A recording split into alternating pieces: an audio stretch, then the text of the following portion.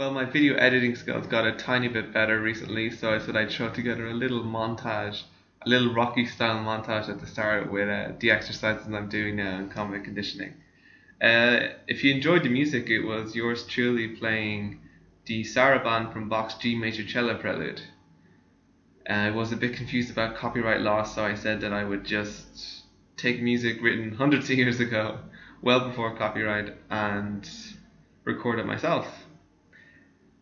Okay, so where am I? Yeah, oh, the best news. Okay, a month ago, I got news that my uric acid levels were 499, and the acceptable range is 202 to 416 for someone my age, and that was on the 16th of February. And just yesterday, I got results back, and they are now. Yeah, he said that they should ideally be about 350, but it's in the right direction. And I decided to not follow the advice really of the doctor. He said that I need to get rid of all these protein foods and take protein consumption down to something ridiculous like, I don't know, half a chicken breast a day. But obviously that wasn't going to work for me with the resistance training. So I had to go against those orders and not bother taking these either. So I still have a full packet. I'm glad I did. I just don't really trust those medicinal drugs, and it just goes to show that maybe doctors really do only get, I don't know, a few hours training in nutrition. Because I told them that I was on a ketogenic diet, and no alarm bells struck in his head because Dr. Steve Finney, I think, did some work that showed that people who originally adapt to using ketones, their uric acid goes up for at least 4 weeks and goes to normal in about 12.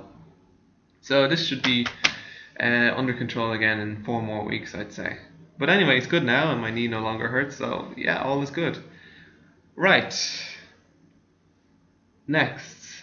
Yeah, I decided recently to go on a cut to lose about 10 pounds of fat, which I don't really need because it's kind of, progress in some exercises is kind of, while I don't mind it taking a long time, it could be quicker, and I'm just holding myself back by having these 10 pounds extra fat on me that I don't need. So I decided to go on a diet of just meats and just fats, no fruits, no nuts, no vegetables, no nothing really, except just meats and fats. I have a few carbs each day from eggs and cream.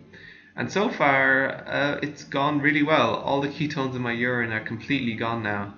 I haven't detected any since I started, which apparently is a result of my body actually using them more efficiently now. So none of them spill over. It's using all the ketones now.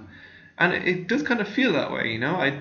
It's very, very, very easy to go 6 hours without eating. If sometimes I even just have to say, oh God, I suppose I better eat lunch now, even though you're not really too hungry, but you kind of don't want to deprive yourself too much. I don't want to eat too little calories, and I want to make sure I get enough protein. So just got to do what you got to do, I suppose.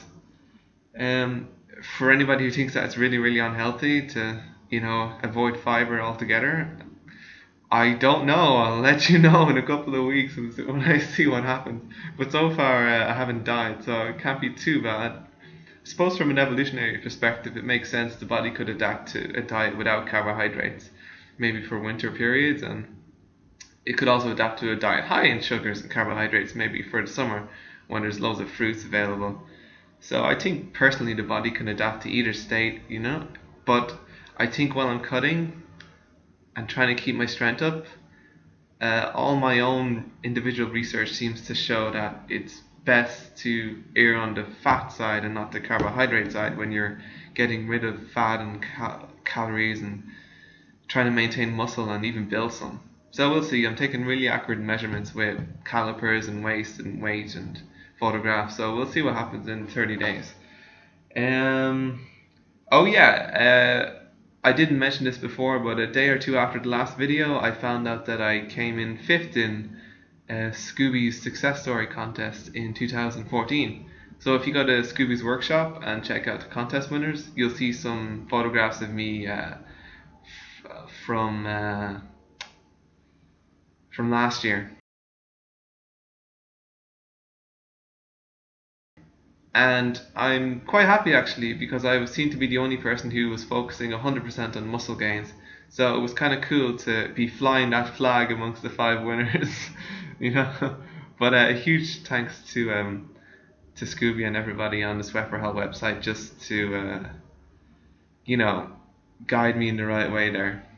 After I originally started off with six pack shortcuts and all that advice, which is great to get me into it, but kind of quickly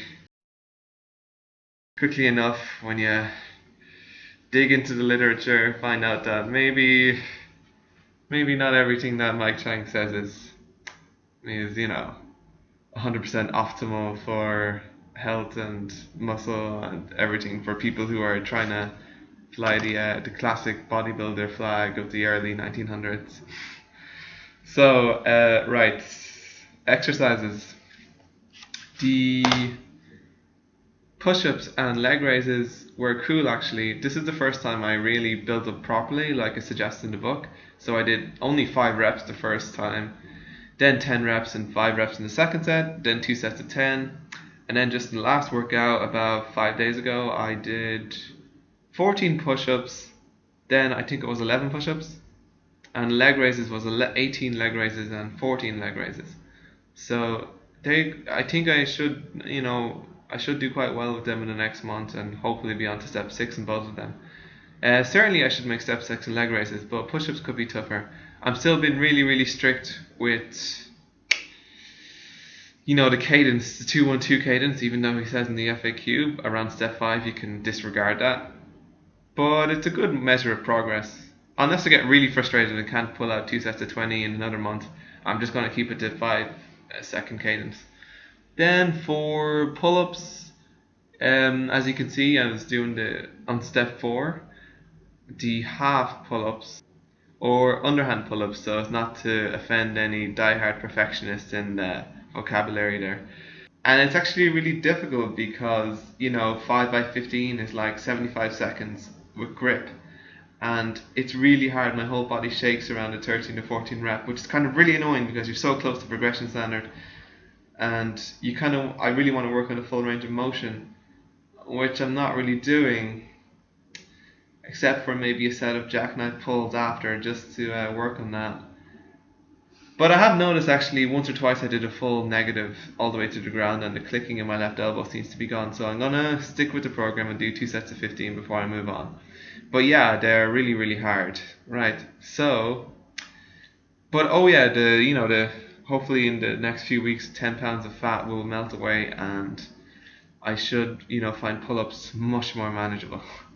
The last one is squats. I kind of got inspired to go back to basketball squats a little bit, and I do think it could be possible to do them if you spent a lot of months working on close squats and did a lot of greasing the groove on basketball squats. The question I'm just asking myself is it even worth it? I mean, is there any real great benefit to be gotten from doing a basketball squat like is pictured in the book? I'm just not really sure. It seems a bit gimmicky just to use the basketball as in all the other exercises and to follow the progression of, the normal exercise in step 5, then the close version on step 6, then the uneven version in step 7. I mean, there's loads of ways you could do uneven squats without a basketball. It'd be so much more manageable, like assisted squats or what am I doing now? Yeah, I'm still working with the Naked Warrior and that, so I've been greasing the groove like for about 5 days on squats. And I did like box squats about halfway down one day, then I did one-legged squats another day. I could only do 1 rep as you saw in the intro video really. To go down 2 seconds in a half a squat, in a half a one-legged squat and hold that for a second and come back up, it's so difficult. And to do 20, I just have this instinct that I'm just never going to be able to manage that, at least not for a few years or something. But I think this is a good time to diverge from the 2-1-2 cadence for sure. Like it's just too hard to do 20 of them. But having said that, it's still going to be hard, and I'm still going to aim for 22 by 20 of some kind of exercise before I go on to step 8. But now I'm not entirely sure. My future squats is very uncertain now because I don't know whether to just go with greasing the groove 6 days a week or whether I should go back to convict conditioning after I do some consolidation training on one-legged squats and just skip to step 8. So I'm really kind of in no man's land with squats, which is really annoying. But I have to be grateful because uric acid has gone down and I don't have pain to my left knee anymore. So I'm lucky, really lucky to be able to work on squats now. So I'm not complaining. My left leg is so much stronger than my right leg as well. But I don't know what's going to happen. I'll have an update on that in a month. What I'm going to do is probably grease the groove now for another week at least. And then if I can pull out 5 one-legged squats with okay form, I'll probably just go to step 8 in convict conditioning. And probably disregard the Pavel Naked Warrior way. Unless I really get stuck again. But I like convict conditioning and I don't want it to divert to Naked Warrior. Because it works on strength, which is great. Great for technique. Great for learning how to use your muscles. But I really do want to have more of a balance between hypertrophy as well as strength. So I'll probably just stick with... I'll probably do, grease the groove until I can get 5 clean reps and go into beginner step 8. But in the meantime, continue working on assisted pistols and things. I can do an assisted pistol and a counterweight one, but I think there's a lot to be said for building up gradually, as I found out with all my joint injuries going away. So I'm not going to be a rebel just yet. As I said, I've only been doing it for 4 months, and this is a lifelong journey. And working on step 7 is quite cool. I'm not complaining. So yeah, okay. I don't think I have anything else to say. Grease the groove, 5 steps, blah blah blah blah blah blah blah. That's everything. Right. Thanks for listening. Really, thanks a lot. And if you liked it, please like, share, and subscribe to anybody you think might be interested. I want to get people commenting so I can, get as much feedback as possible, and hopefully people can help me through this little journey I'm on. And if I don't die of a heart attack before the next video due to a lack of fiber, well, it was nice knowing you all. Bye.